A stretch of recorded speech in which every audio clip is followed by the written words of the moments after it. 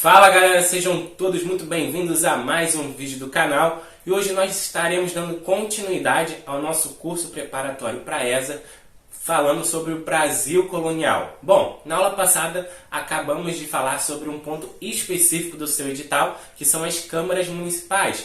Antes disso, tínhamos visto também as capitanias hereditárias e o governo geral. Assim, nós fechamos a organização político-administrativa, certo, do Brasil colonial. Agora nós iremos adentrar no aspecto econômico, ou seja, na organização econômica dessa colônia. E para isso, desde já, eu te digo que o primeiro ciclo econômico se dará sobre a cana-de-açúcar.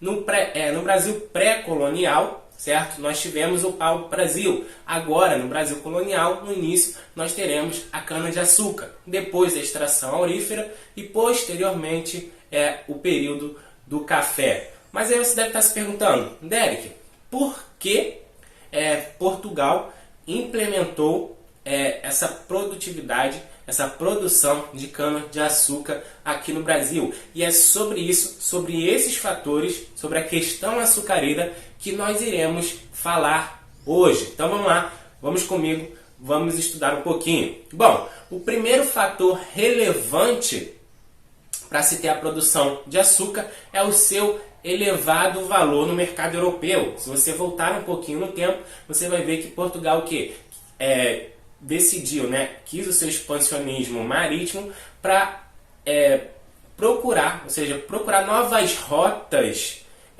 de comércio para as Índias, visto que as especiarias detinham de um grande valor econômico, já que o mar Mediterrâneo estava fechado pelos genoveses, os venezianos, e o norte da África estava fechado pelos mouros árabes. Então, assim, Portugal, que já detinha de uma experiência náutica e também com uma consolidação política estável, junto com a burguesia, a nobreza, na figura do rei, fez assim a expansão ultramarina, conquistando Ceuta ali na costa africana, em 1415.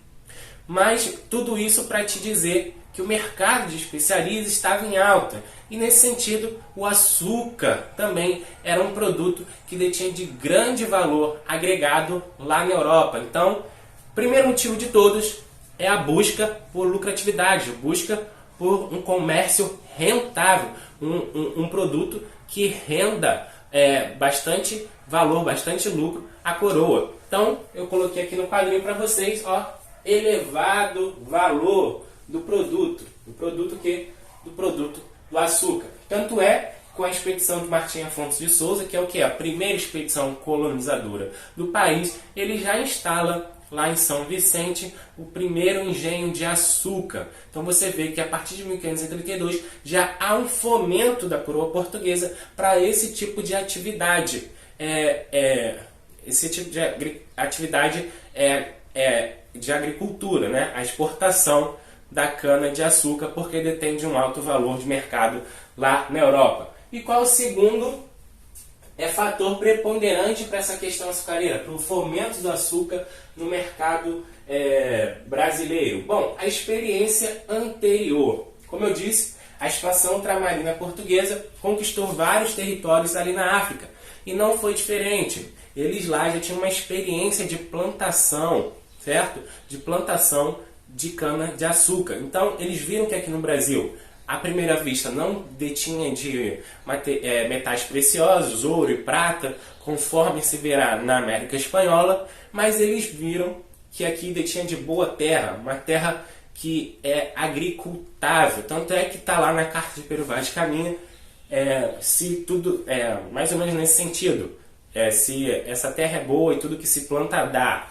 Então, o segundo tópico é a experiência anterior. Eles já tinham lá, vamos dizer assim, a expertise da plantação de cana-de-açúcar, já que eles detinham de outros territórios lá no continente africano.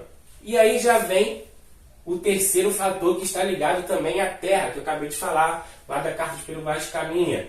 O clima favorável e a grande extensão de terra. Então eles viram que nessa nova colônia, apesar de não ter metais preciosos, detinham de terra agricultável, eles podiam utilizar isso a seu favor, certo? E por último, eu coloquei aqui a plantation, que está ligado também às grandes terras e ao clima favorável. Por quê? Porque aqui eles vão implementar o fomento da cana-de-açúcar através do tripé, que é latifúndio, monocultura e mão de obra escrava. Latifúndio, grandes terras, certo?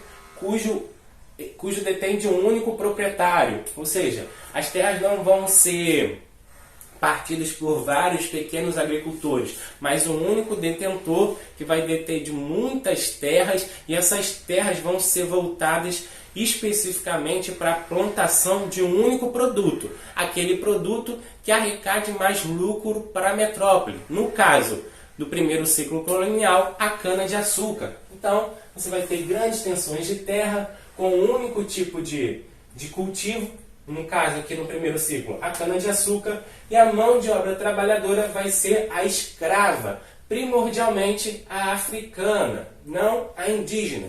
Por quê? Dois motivos rápidos aqui.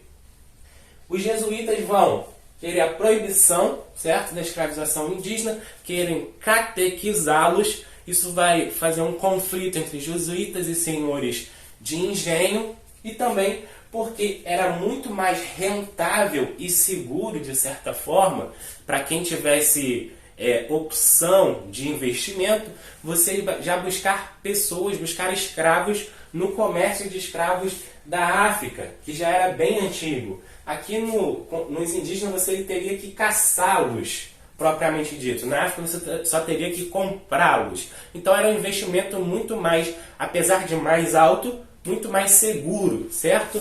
Porque já estava ali, vamos dizer assim, de uma certa forma, pronto. Beleza, né? Você falou de todos os conceitos, de todos os motivos, pelo menos dos principais, que levaram Portugal a implementar a produção de cana-de-açúcar aqui no Brasil.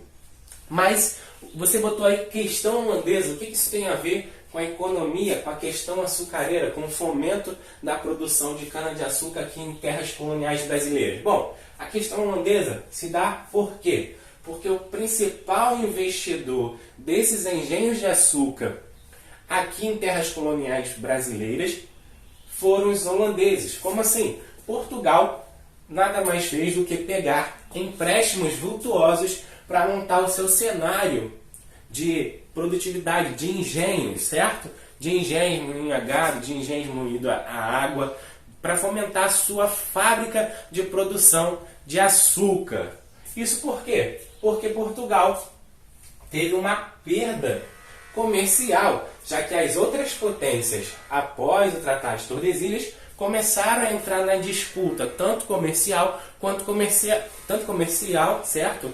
Quanto também territorial, por novas terras, por colônias. Um exemplo disso é a Holanda. Então criou-se várias companhias de comércio das Índias Orientais. Isso fez com que o lucro da rota do Atlântico Sul diminuísse, porque agora você tinha outros concorrentes. A Espanha entrou na jogada, a Holanda entrou na jogada, a França invadia aqui o Brasil. Então tudo isso vai diminuindo o lucro e Portugal se vê, vamos dizer assim, numa situação econômica mais delicada. E para isso ele pede ajuda financeira à Holanda, que vai investir diretamente nos engenhos de açúcar aqui no Brasil com dinheiro, com grana. Isso faz com que Portugal tenha acordos comerciais com a Holanda, principalmente aqui no final do século XVI, início do século XVII, que vai se findar com, vamos dizer assim, a União Ibérica e vai causar problemas. Tanto é que a Holanda vai invadir o Nordeste brasileiro diante dessa União Ibérica. A diplomacia vai encerrar. Mas o que você tem que saber na questão açucareira sobre a questão holandesa é que Portugal podia oferir lucros muito maiores se ele não tivesse esse acordo comercial com a Holanda. Por quê?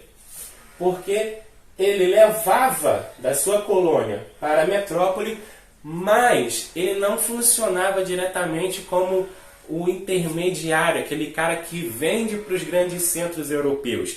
Ele utilizava do seu exclusivismo colonial, e lá na Europa quem fazia essa, vamos dizer assim, disposição do açúcar, essa venda para outros comércios, era prioritariamente a Holanda. Então, aqui no final do século XVI e no século XVII, a maioria do lucro, vamos dizer, um grande bojo do lucro, ficou não com Portugal, mas com a Holanda. Isso também se verá mais para frente, quando o lucro aurífero ficará também muito mais com a Inglaterra do que com Portugal. Então Portugal, por medidas políticas e econômicas, vamos dizer assim, equivocadas, não lucrou tanto quanto deveria. Claro que eles lucraram bastante, mas não lucrou tanto quanto deveria através da sua maior colônia, que fora o nosso Brasil. Então, essa foi a aula de hoje. Se você gostou, deixe o seu gostei. Se você não gostou, deixe o seu não gostei. E também faça a avaliação, deixe aí o comentário de como você poderia me ajudar a fazer uma aula melhor. Certo? Então, na próxima aula nós trataremos especificamente da questão social do Brasil colonial, desse período que permeia essa organização política e administrativa das câmaras municipais, do governo em geral e também da economia açucareira, ou seja, nós vamos ter um aspecto sociológico da sociedade e vamos ver como ela é estratificada e dividida em senhores de engenho, certo? Tudo isso direitinho. Vamos falar também dos motivos que facilitaram ou ajudavam a fomentação da escravização africana em detrimento da indígena. Vamos ver esse tópico na aula posterior. Como eu disse, se você gostou, curte, compartilha, ative o sininho aí para receber todas as notificações, tudo aquilo que você está cansado de saber que todo o YouTube pede para você, eu também vos peço. Um forte abraço, que Deus abençoe e até a próxima.